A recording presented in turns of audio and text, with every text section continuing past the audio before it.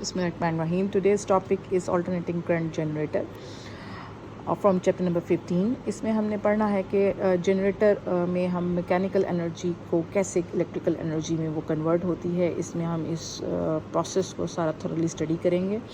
तो जो alternating current generator है इसको तफसील से पढ़ते हुए हम पहले इसकी कंस्ट्रक्शन पढ़ेंगे, फिर हम कैलकुलेशन करेंगे इंड्यूस्ड ईएमएफ की, फिर हम इसमें मोशनल ईएमएफ फाइंड आउट करेंगे, फिर इंड्यूस्ड करंट फाइंड आउट करेंगे एंड लास्ट में हम इसकी ग्राफिकल रिप्रेजेंटेशन देंगे कि कैसे करंट जो है वो अपनी डायरेक्शन हाफ साइकिल के बाद चेंज करता है। So generator is a device in which mechanical energy is जो है वो मैकेनिकल फॉर्म की जो एनर्जी है वो कन्वर्ट होती है इलेक्ट्रिकल एनर्जी में। इसमें जो प्रिंसिपल हमारा यूज़ होता है अल्टरनेटिंग करंट जनरेटर में, that is the Faraday's law, और साथ इससे प्रीवियस टॉपिक हमने पढ़ा था मोशनल ईएमएफ।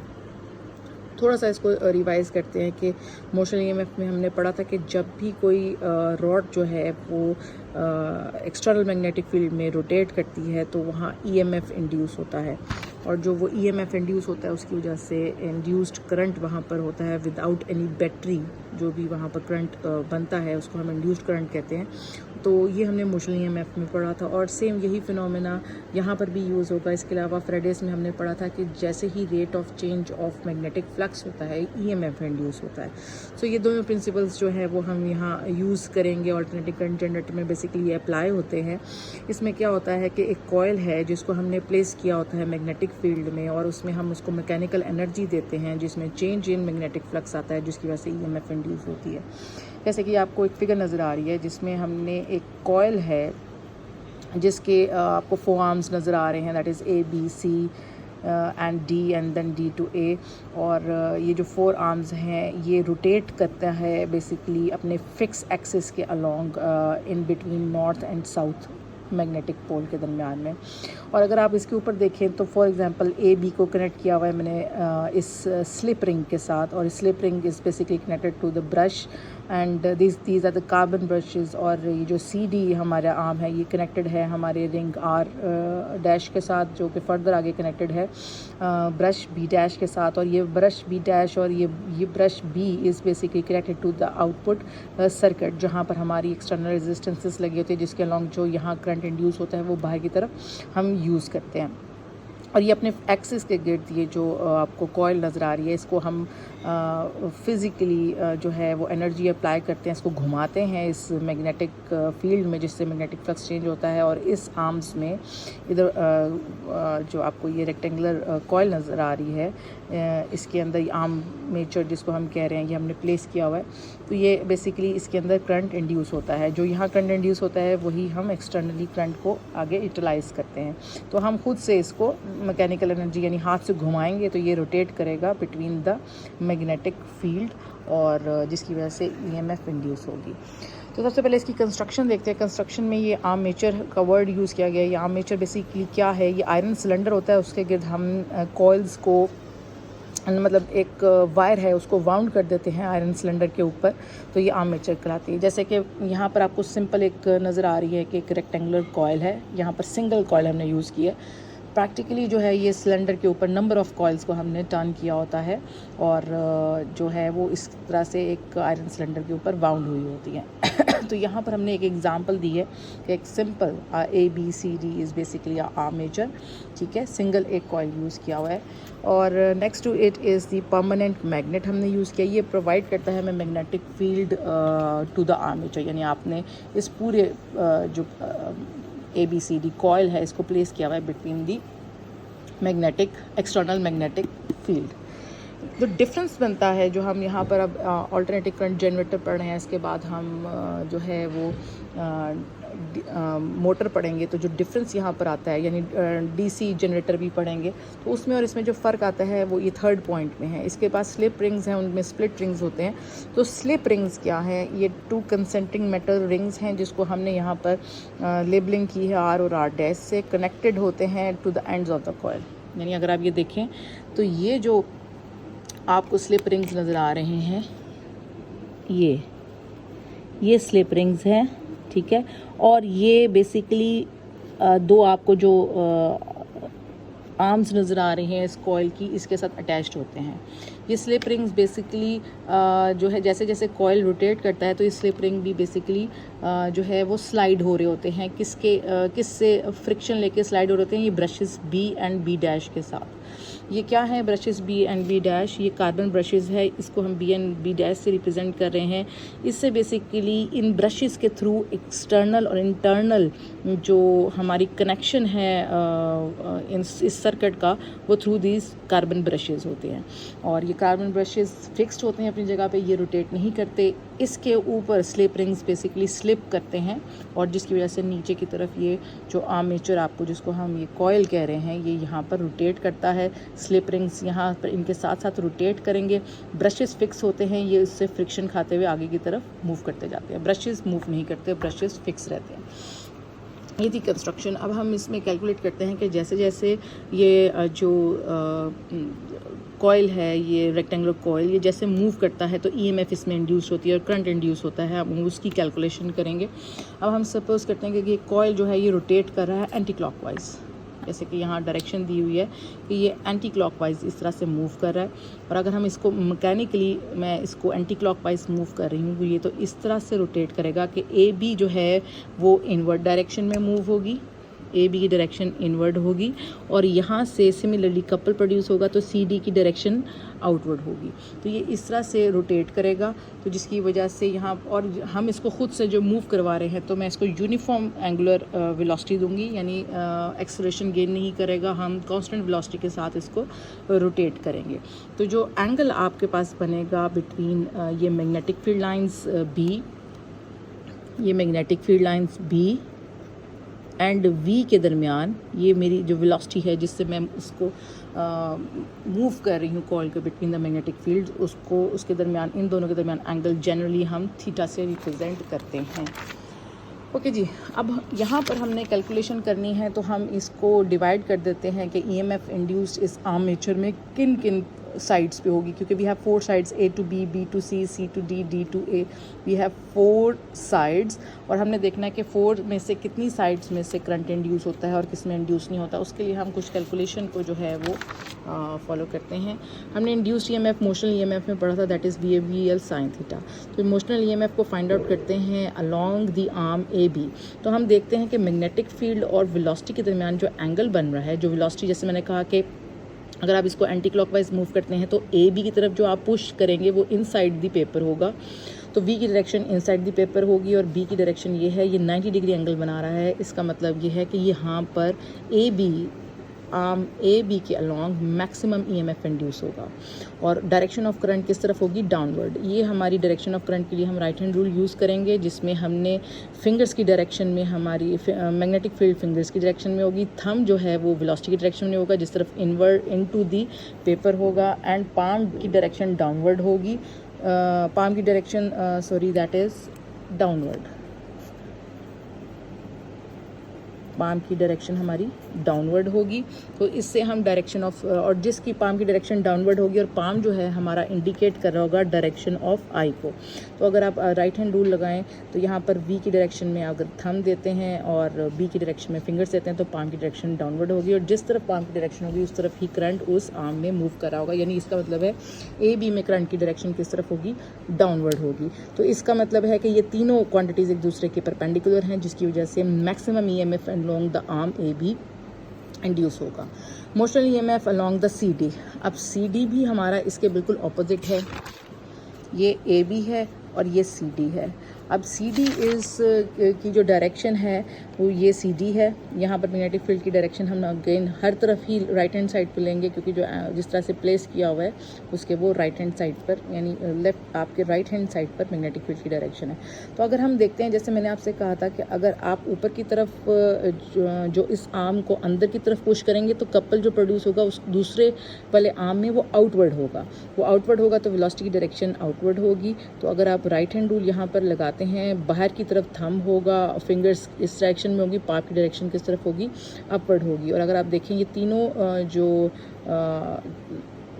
क्वांटिटीज़ हैं ये एक दूसरे के साथ 90 डिग्री एंगल बना रही हैं, यानी वी और बी आपस में 90 डिग्री एंगल बना रहा है। तो यहाँ पर भी इंड्यूस्ड ईएमएफ की वैल्यू मैक्सिमम होगी और राइट हैंड रूल के मुताबिक इंड्यूस्ड करंट की डायरेक्शन अपवर्ड होगी, फ्रॉम सी टू डी होगी। जो रिमेनिंग 2 साइड्स हैं जिसकी हम ये बात करते हैं C B and D A, ये दोनों पैरेलल हैं।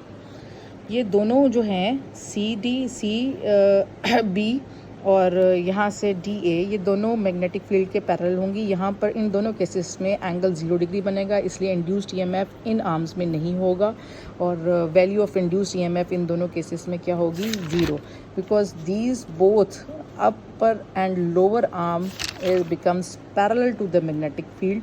तो वी और बी यहाँ पर क्या हो जाएंगे, पैरेलल हो जाएंगे, यानी इसमें हमारे पास ईएमएफ इंड्यूस्ड जो है उसकी वैल्यू क्या आएगी, 0 आएगी। सो नेट इंड्यूस्ड जो हमारे पास ईएमएफ की वैल्यू आएगी, जिसको हम नेट मोशनल जो है ईएमएफ कहते हैं, that is the sum of all the induced EMF. तो ये दो तो 0 हो गई, यहाँ पर हम इसकी वैल्यूज़ वैसे ही 0 लिख देंगे, और अगर मैं यहाँ लिखूँगी तो यहाँ पर 0 + 0 कर देंगे।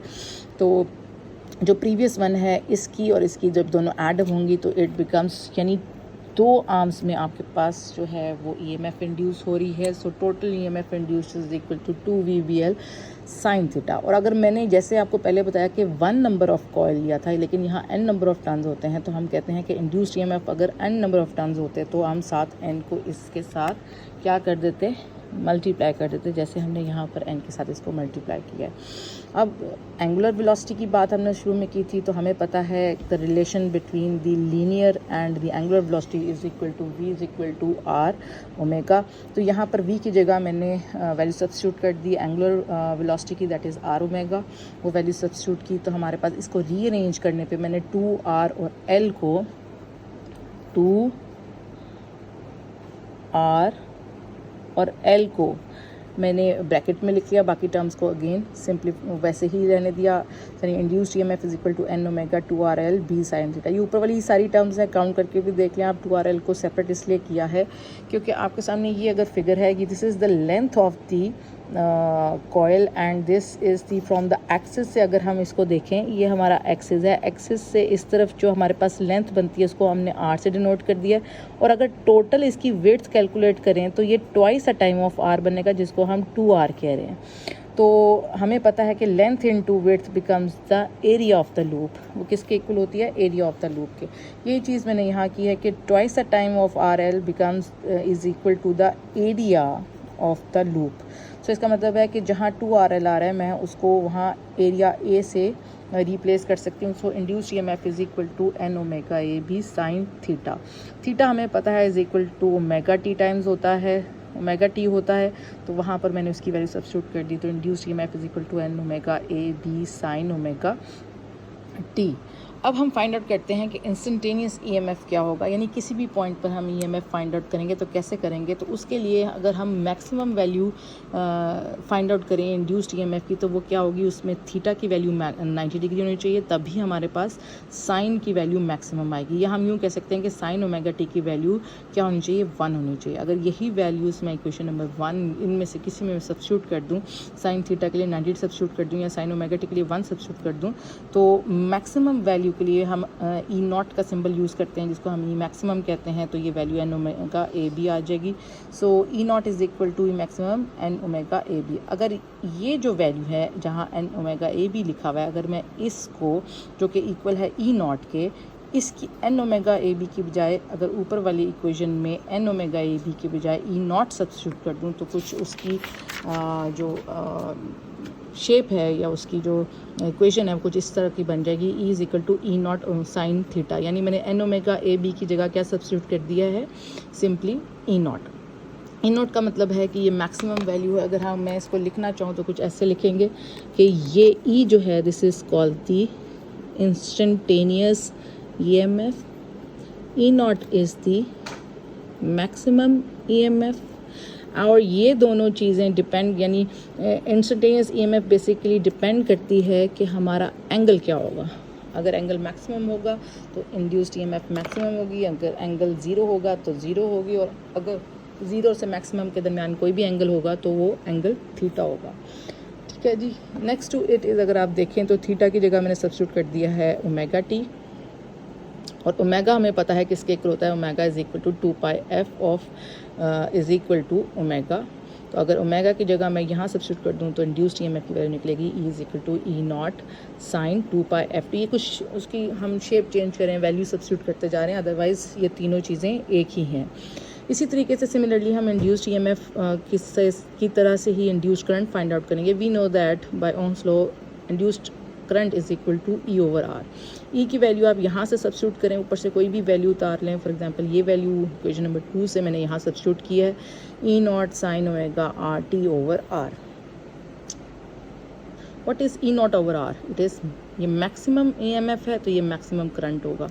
तो E नॉट ओवर आर की जगह हम I नॉट लिख देंगे, ये वही ओम्स लॉ है। अगर E नॉट मैक्सिमम है तो I नॉट भी मैक्सिमम होगा। सो हमारी इंड्यूस्ड करंट की जो शक्ल है कुछ इस तरह से इक्वेशन लिखी जाएगी, I is equal to I not sine omega T. Omega जगह आप थीटा भी लिख सकते हैं, और अगेन ओमेगा टी की जगह आप 2π/ft भी लिख सकते हैं। ये इंड्यूस्ड करंट की वैल्यू है। तो सिमिलरली जैसे हमने 3 वैल्यूज़ इंड्यूस्ड EMF की फाइंड आउट की हैं, इसी तरह से इंड्यूस्ड करंट की भी हमने ये 3 वैल्यूज़ डिफरेंट तरीके से फाइंड आउट की हैं।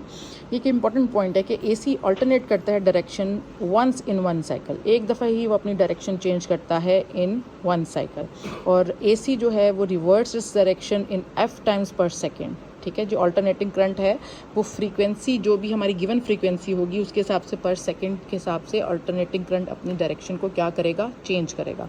यानी अगर पीछे से 50 हर्ट्ज जा रहे हैं तो हम उसी तरीके से कहेंगे कि इट बिकम्स, वो उसी हिसाब से जो फ्रीक्वेंसी आ रही है पर सेकंड के हिसाब से वो अपनी अल्टरनेटिंग करंट से डायरेक्शन चेंज करेगा। ठीक हो गया।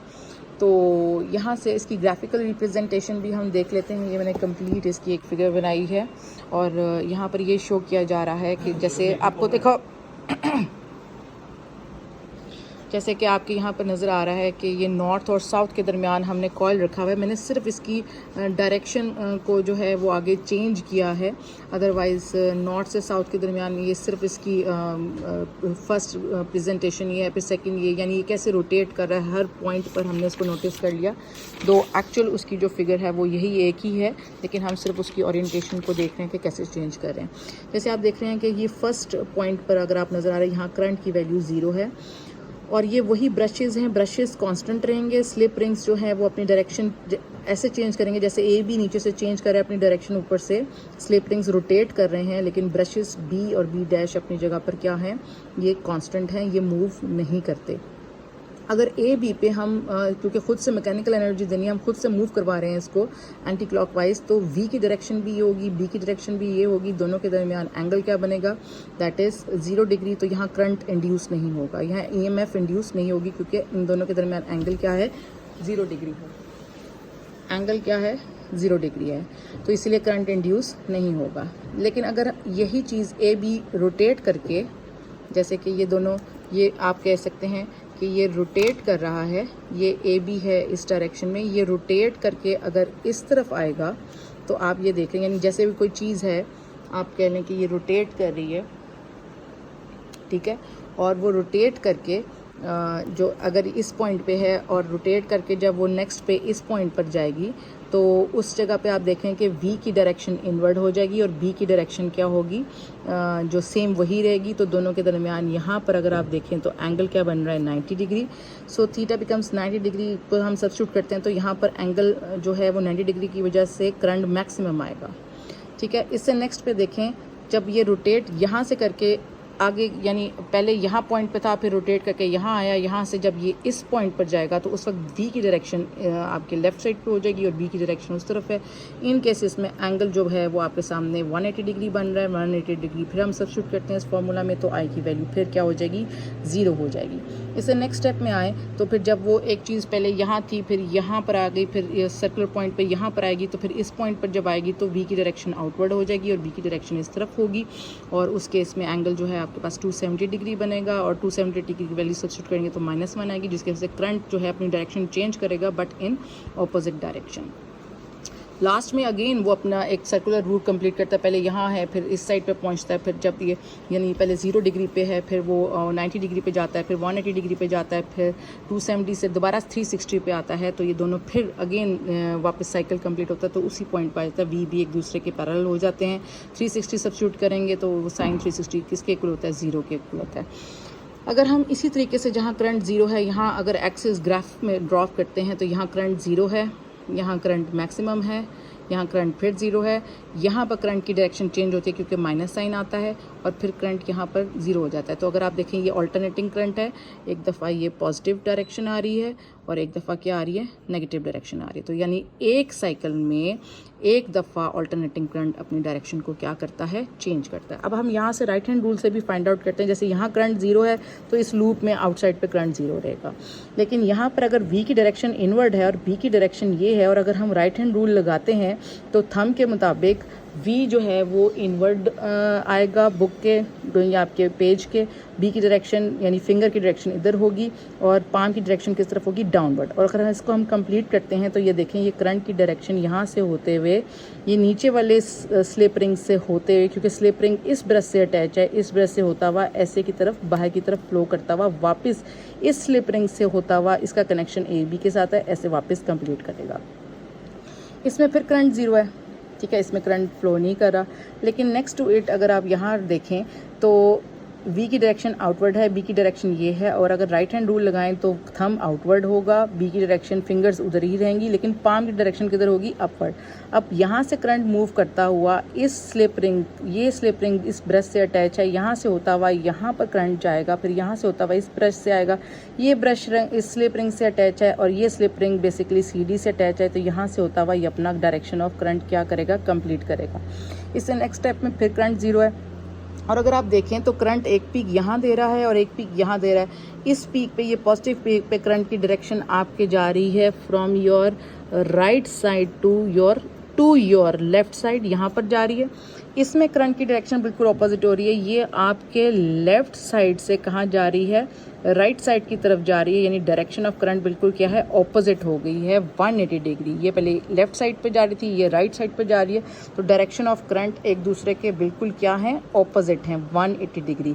ये आप देख रहे हैं कि हॉरिजॉन्टल से पीक इधर बन रही है, तो अदर वन की जो हाफ साइकिल की जो हॉरिजॉन्टल की जो पीक है, वो जो हॉरिजॉन्टल से जो पीक है वो बिल्कुल डाउनवर्ड बन रही है, यानी 180 डिग्री ऑपोजिट बन रही है।